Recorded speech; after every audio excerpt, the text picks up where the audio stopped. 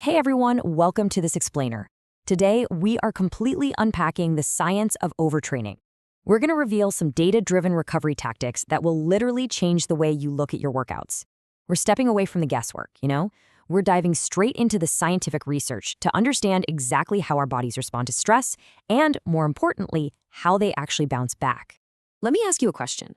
Are you constantly pushing your physical limits, adding more miles, lifting heavier weights, but finding yourself just plateauing? Or even worse, are you experiencing persistent fatigue and actually getting weaker? Man, if you're nodding your head right now, you might be suffering from what sports scientists call the staleness syndrome. So, here is our roadmap for today. We'll be hitting 5 key areas. First, the danger of overtraining. 2, the stress recovery balance. 3, measuring total quality recovery. 4, the cold water cure. And finally, number 5, winning the recovery game. Let's get right into it. All right, starting with section 1, the danger of overtraining. Because when it comes to pushing your body, more isn't always better. We are kicking things off with a scientific reality that absolutely destroys that old no pain, no gain mentality. Sometimes more is just destructive. Researchers Kenta and Hassman define this destructive state as staleness. Staleness is this dreaded, long-term maladaptation where your hard work actually degrades your physical capabilities and causes severe fatigue.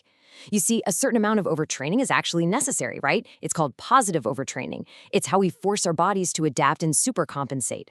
But when that balance shifts and you don't recover, you cross over into negative overtraining, resulting in this exact staleness syndrome. Watch how this danger builds over time. So after a hard workout, you experience normal training fatigue. That makes perfect sense. But if you fail to recover within 72 hours of that intense breakdown, you cross a really critical line. You move from normal fatigue into a state of short-term overreaching. And if you keep ignoring your body's signals beyond this point, well, you plunge right into long-term staleness, which is a place where forced rest becomes your literally only way out. And how do you know if you're already there? Well, the symptoms fall into 4 major categories. You might see physiological signs, like an unusually high or low resting heart rate. You'll certainly feel biochemical signs, like deep muscle soreness, and immunological deficits, meaning you just catch colds constantly.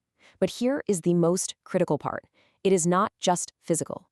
Shockingly, non-training stressors, like social conflicts at home or psychological stress at work, can actually tip you into physical burnout and trigger these exact same symptoms. Moving to section 2, the stress recovery balance. To understand how to fix this, we really need to look at how we balance the physical breakdown of our training with high-quality recovery.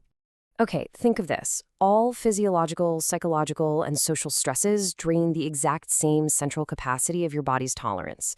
Your body actually doesn't know the difference between the stress of a heavy deadlift, the stress of an argument with a friend, or the stress of a massive looming deadline at work. It all goes into the exact same bucket. If your social stress is high, your capacity for physical training stress is drastically reduced. Think of your body's stress capacity like a bank account. Every intense workout, every late-night work shift, that's a massive withdrawal. And if you withdraw way more than you deposit through recovery, you hit physiological bankruptcy. It's really that simple.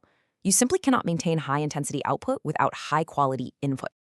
Which brings us to section 3, measuring total quality recovery. So how do we track these deposits to ensure we aren't slipping into overreaching? How do we actually quantify our rest? To do this, we need a complete paradigm shift. For decades, athletes have used RPE, ratings of perceived exertion, to measure how hard they're working. But we absolutely must match our well-known breakdown metric, RPE, with a dedicated, purposeful recovery metric known as TQR, or total quality recovery. Basically, you need to measure your rest just as aggressively as you measure your reps. What is truly fascinating about this framework is how the TQR scale perfectly mirrors the traditional Borg RPE scale. Both of them run from 6 to 20. So if you do a workout that feels like a 15, which is hard on the RPE scale, you need to match that with at least a 15 or good recovery on the TQR scale. It gives you this incredibly tangible mathematical tool to measure if your recovery is actually keeping pace with your exertion. And you don't just guess your TQR score. You actively calculate your daily recovery by scoring your specific actions. You can earn a maximum of 10 points for optimal nutrition and hydration, which makes total sense since replenishing glycogen is foundational. Then you get up to 4 points for sleep and rest, 3 points for relaxation and emotional support, and 3 points for active rest and stretching. Add those all up, and you achieve a maximum total quality recovery score of 20. All right, section 4, the cold water cure.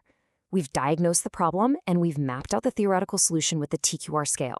But what actual physical recovery modalities give us the absolute best return on investment for those active rest points? To answer this, we are definitely not relying on locker room bro science. We're looking at hard, empirical data from a massive 2022 meta-analysis by Moore and colleagues.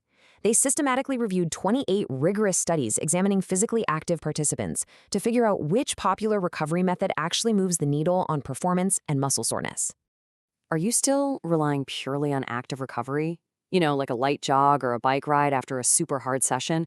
Well, the data clearly shows that active recovery is actually the least effective for these metrics. Meanwhile, cold water immersion is highly effective at clearing muscle soreness, and air cryotherapy is highly effective for restoring muscular strength. The differences here are just stark. The science is totally definitive here. The researchers concluded that cold water immersion simply outperforms traditional active recovery. It outperforms contrast water therapy, and it outperforms warm water immersion. If you want to reduce DOMS, that delayed onset muscle soreness, and get your muscular power back online, cold water is hands down your best tool. But the application gets even more nuanced based on your timeline.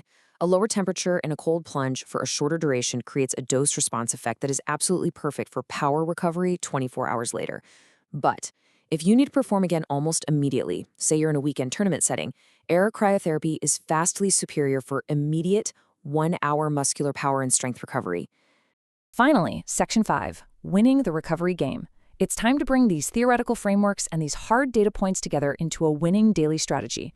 To ensure your daily hustle isn't actually just pushing you into maladaptation and staleness, your total quality recovery score must consistently match your training exertion. If you're in a phase of normal training, keep the scales balanced. But if you are in a phase of heavy training, like really pushing your limits, your TQR score must absolutely exceed your RPE score. You literally must deposit more than you withdraw. I want to leave you with this provocative thought. Evaluate your own recovery right now. Think about your sleep last night, your hydration today, and your current psychological stress levels. What is your TQR score for today? Because whether you hit your next personal best or slide down into that dreaded 72-hour danger zone depends entirely on the deposits you make right now. Thanks for joining me for this explainer, and hey, happy recovering!